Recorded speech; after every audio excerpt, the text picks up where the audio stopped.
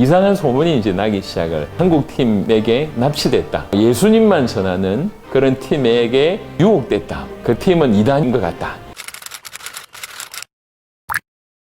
자, 이번에는 콜롬비아에 관한 얘기를 좀 드리도록 하겠습니다.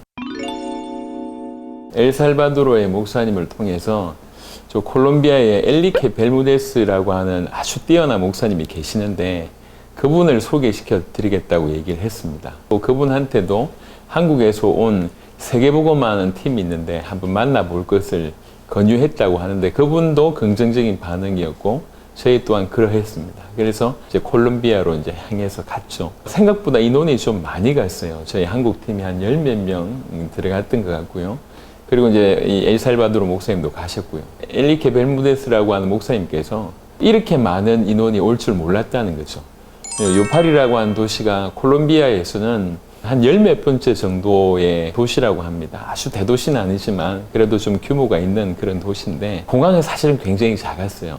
근데 거기에 이제 저희가 뭐 10몇 명 이렇게 가버리니까 그분이 좀 많이 당황했던 것 같습니다. 숙소까지 모시는데 애로 사항이 좀 있고 일처리가 좀 수월하게 안 됐기 때문에 벨무데스 목사님이 마음이 언짢았던 것 같습니다. 그런 상황에 숙소에서 잠시 미팅을 가셨는데 저희도 이분을 자세하게 모르고 이분 또한 저희를 자세하게 모르니까 그냥 형식적인 인사를 가셨던 것 같습니다.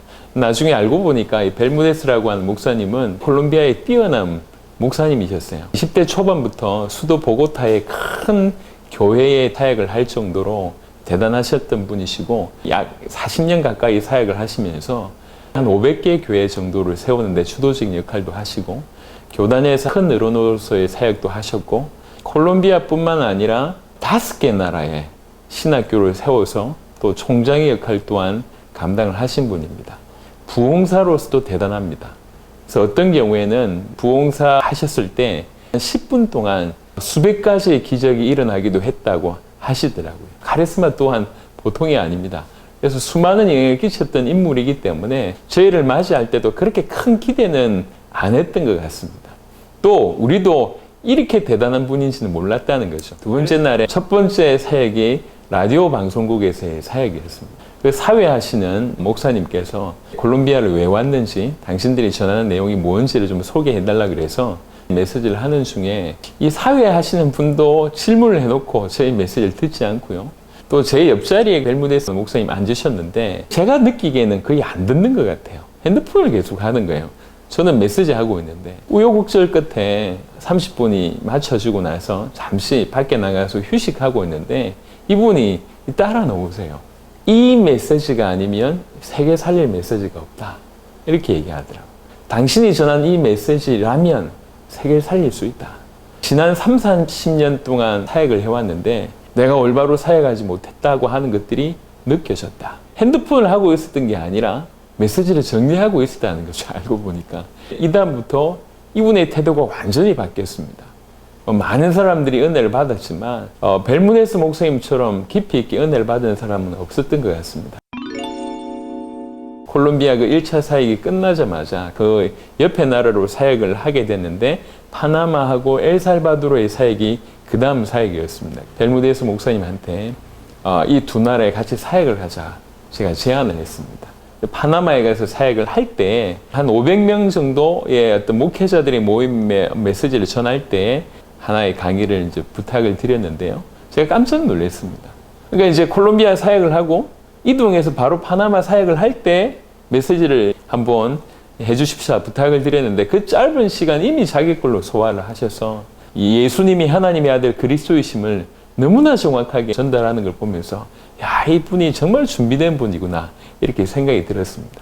Que no es un método ni es un sistema, sino que es una vivencia. Como dijeron los apóstoles cuando los amenazaron que no podían hablar de Jesús allá en ese lugar, y ellos dijeron, no podemos dejar de decir lo que hemos visto y lo que hemos oído, esa es otra cosa. Y dice que no cesaban en el templo y por las casas de enseñar que Jesús es el Cristo. 저희가 3일 동안 예수님에 관해서 메시지를 전했는데요.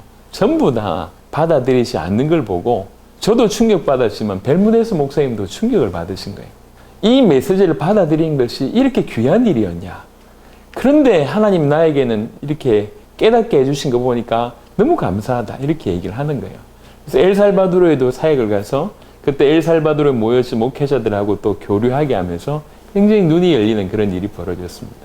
그리고 나서 콜롬비아 돌아가셨을 때 이상한 소문이 이제 나기 시작을 했다고 합니다. 한국 팀에게 납치됐다. 벨무데스 목사님이. 예수님만 전하는 그런 팀에게 유혹됐다. 이런 얘기부터 시작해서 그 팀은 예수회 소속 아니겠냐. 그 팀은 이단인 것 같다. 그러니까 정말 말도 안 되는 비난들이 있었다고 합니다.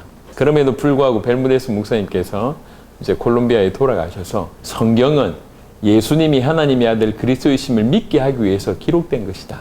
우리는 이 복음을 믿어야 되고 이 복음으로 우리나라와 세계를 살려야 된다. 이런 마음으로 사역을 하기 시작을 했습니다. 약 4개월 후에 저희가 콜롬비아를 다시 이제 들어가게 됐죠. 이때는 더 많은 사람들을 준비시켜 주셨습니다. 그 중에 한 분이 베네수엘라에서 온 올란도라고 하는 목사님인데요. 벨무데스 목사님의 지인 목사님이 이 메시지를 받고 베네수엘라의 올란도 목사님한테 이제 복음을 전했고 올란도 목사님께서 조금 더 자세하게 듣고 싶다 그래서 국경을 넘어와서 콜롬비아 이 모임에 참여를 하셨던 겁니다. 나중에 올란도 목사님을 통해서 베네수엘라에 복음이 들어가는 그런 일들이 이제 벌어졌습니다. 그 이후에도 벨무데스 목사님은 보고타며 메데신이며 칼리며 아라우카며 여러 지역에 본인이 직접 가기도 하고 어떤 다양한 방법으로 메시지를 전하기 시작하면서 콜롬비아 요소에 제자를 찾기 시작을 했습니다. 그 중에 아라우카라고 하는 도시에 히클리라고 하는 목사님이 계십니다. 이분이 이제 그 무렵에 복음을 받고 치유나 회복이나 리더십이나 위로나 이런 것들만 메시지를 받다가 계속 예수님 얘기하니까 성도들은 떠나가고 또 주변에서는 비난을 받기 시작을 하면서 심지어는 사모님도 마음을 좀 닫았던 것 같습니다. 3년 동안 철저하게 혼자서 그렇게 사역을 하셨었는데 그럼에도 불구하고 계속 이 복음을 전하고 이 지역을 살릴 도전을 하다 보니까 혼자였던 사람이 제자 수련회만 한 10명의 사람들을 데려올 만큼 하나님께서 그분을 통해서 역사하셨고요. 이런 분들이 콜롬비아 요소에서 일어나기 시작을 했습니다. 2018년에 콜롬비아에서 중남미 두란노 대회를 이제 진행하게 되었습니다. 5개 대륙, 16개 나라에서 한 100여 명 정도의 사역자가 있어요. 콜롬비아 9개 도시에 이렇게 들어가서 사역을 도왔습니다. 메데신, 칼리, 아라우카, 바랑키아, 꼬르도바, 기타 등등 콜롬비아의 제자들과 함께 사역을 하는 겁니다. 너무 다양한 일들이 일어났습니다. 한 예로 어떤 목사님은 마약에 중독된 청소년들을 데리고 사역하시는 분이 계세요. 이 몇 층짜리 집을 오픈해서 그 아이들하고 같이 사는 겁니다. 얼마나 문제가 많겠습니까? 마약하는 특별히 덩치가 다 큰 청소년들인데요. 그러니까 이제 층층마다 이렇게 자물쇠로 잠그고 사실 자기 목숨이 위험할 수 있는 그런 상황임에도 불구하고 그 아이들 수십 명하고 같이 살면서 사역을 하는 목사님이 계셨는데 이 목사님이 복음을 깊이 받으면서 정말 우리 아이들에게도 필요하고 우리나라에도 필요한 것이 예수님을 똑바로 알려주는 것이다. 그래서 이 아이들한테 이 목사님 복음 전하기 시작했는데 이 아이들이 복음 받는 그런 일들이 이제 벌어지기 시작을 했습니다. 또 어떤 곳은 멕시코에서는 이제 사역을 하러 오신 분 중에 젊은 내외가 있었는데 그 와이프가 거의 만삭이에요. 그 몸을 이끌고 이 보고타에서 비행기 내려가지고 먼 도시까지 이 이동해서 가서 사역을 하고 서로 도와주는데 이런 도와주는 모습을 보고 또 콜롬비아에 있는 성도들은 은혜 받는 이런 일이 이제 벌어진 겁니다. Tres problemas a tres soluciones. Soluciones que el hombre no puede dar por sí mismo. Nos damos cuenta que todo nos lleva al Hijo y que el Hijo es el que nos va llevando al camino al Padre. No hay nada más que hacer porque Él completó la obra en la cruz y en la resurrección. Testificar la verdad, no diluir la palabra de Dios, es hablar el evangelio de la Biblia, el único que puede resolver el problema fundamental del hombre de haber estado separado. Y el amar al prójimo es compartirle la vida. ¿Y cuál es la vida? Que Jesús es el Cristo. No vivimos según la carne. Señor, dame. Señor, necesito. Señor, ayúdame. ¿Sí? Él ya lo dio todo por ti.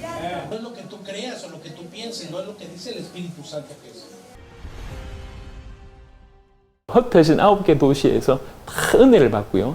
그리고 이제 요팔이라고 하는 곳에 모여서 이제 마지막 수련회를 하는데 아라우카의 히클리 목사님은요 8시간 동안 오토바이 타고 와서 이제 집회를 참여하고 은혜를 나눈 그런 일이 벌어졌습니다. 그 이후에 지금 콜롬비아를 살리는 시도들을 계속 하고 있습니다. 최근에 들리는 소식은 교회당까지 다 정리했습니다. 집에서 예배를 드리면서 한 푼이라도 교회당에 나가는 돈도 모아서 우리나라 살리는 데 쓰는 게 합당하다. 세계 복음만 하는 데 합당하다. 교회 성도들 중에 일부는 콜롬비아 복음을 위하여 재정이 필요하다. 이래가지고 밖에서 빵 팔고 이런 돈 모아가지고 콜롬비아 사역을 하고 있다는 얘기를 들었습니다. 이렇듯 자기의 어떤 교회나 어떤 자기의 사역을 넘어서서 우리나라 복음화를 이루고 주님 오실 길을 준비해야 되겠다. 이런 제자들이 콜롬비아에서도 계속 일어나고 있습니다. 감사합니다.